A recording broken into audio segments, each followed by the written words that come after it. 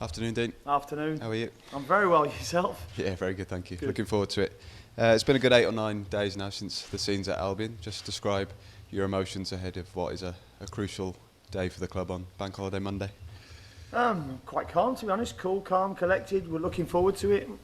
We've had some days off, some rest days. We've had some really good training days as well. I mean, it's an awfully long period to wait. 15 days from winning the tie to getting through to the final. So you have a little bit of time to kill, but it gives you an awful lot of preparation time as well. So no, we're really good. I know we've enjoyed some time off, but what has camp been like since that Albion game? Extra competitive? No, to be honest, it's been similar to what it was.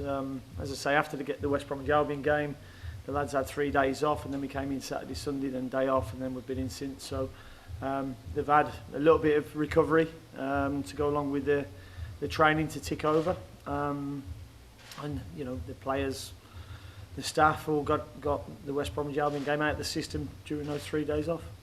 We know you like to keep things normal, but is there, or has there been a point, or will there be a point where you reiterate just what this means? Afterwards, I suppose. Certainly not leading up to it. 15 days with the players is, like the international break, but you've actually got your players rather than 12 jetting off across the world, and it has a little bit of a pre-season feel about it as well, because you're in the training ground, and hence why we broke it up a little bit for the players. But everybody's looking forward to the game, and it'll be a tough game, but one which, if we perform, we can do very well in. You'll know yourself from watching last year, the impression was that we started a little bit too slowly. Is that something we can be sure won't happen this time around? Yeah, I think what we've got probably that can help us is, for the last 15, 16 games, we've been playing must-win games. And each game we've taken in isolation, and we've been on an unbelievable run, and these players can take every credit for the run they've been on.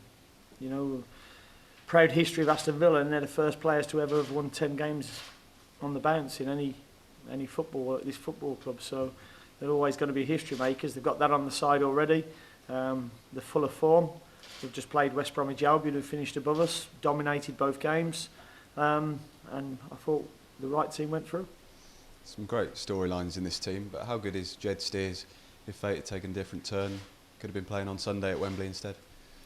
Yeah, I mean, Charlton have done fantastic to get there, and Jed can take great credit in that, but he can take great credit in the run that we've been on as well. His chance came along, such is life, where with the demise of an injury to Ian Neuland, and we brought him back, and he did well. And then Callie got injured, and he's been ready for this chance. He's worked very, very hard with Neil Cutler. Neil's worked very, very well with him, and he's improved as a goalkeeper, and you can see the confidence that he's got, but more importantly, what the players around him have got for him as well. Have you been taken back by just how much this means to even the lone players, the likes of Tammy, Tybro?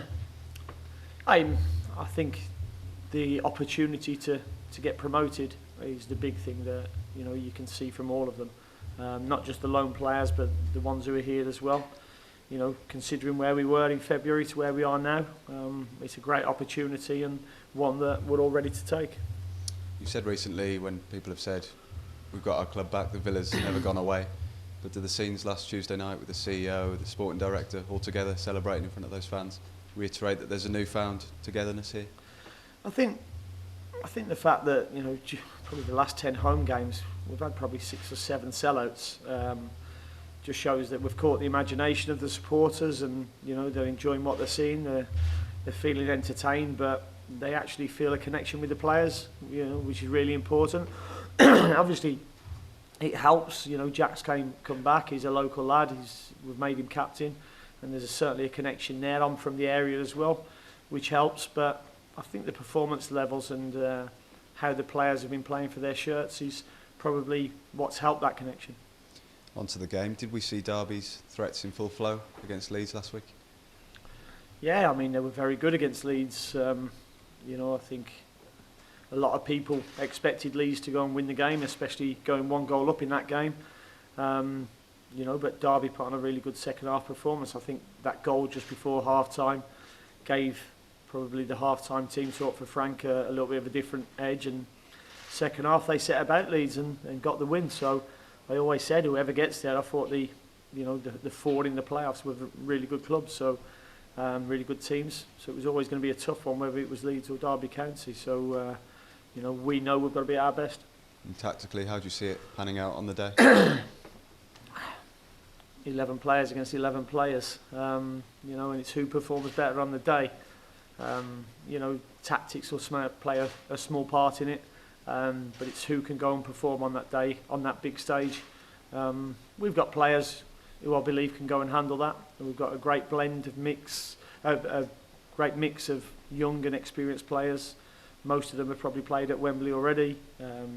Some of them will have played in a playoff final last year as well. So it's a good blend.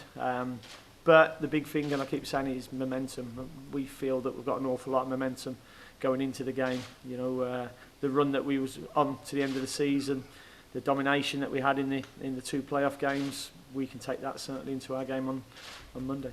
In terms of fitness and availability, everybody who played in the semi-final still ready to go? Yeah, no, it's exactly the same again. Only Ian Nyland, he's injured. Everybody else fighting fit and trying to put their performances in training in front of me.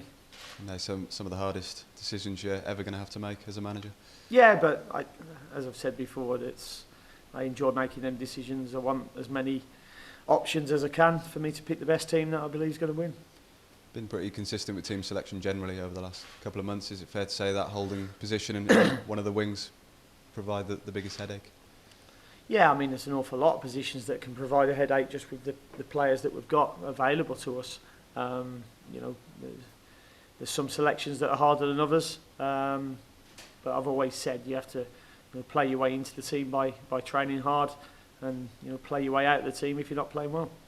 Does impact from the bench, do you look more closely than you usually would in terms of who you pick in the 18 for those reasons in a final?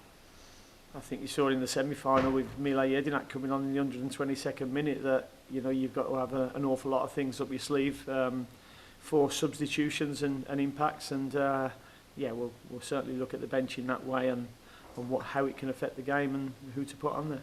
And just lastly, what will be your final words to the players before they take to the pitch on Monday?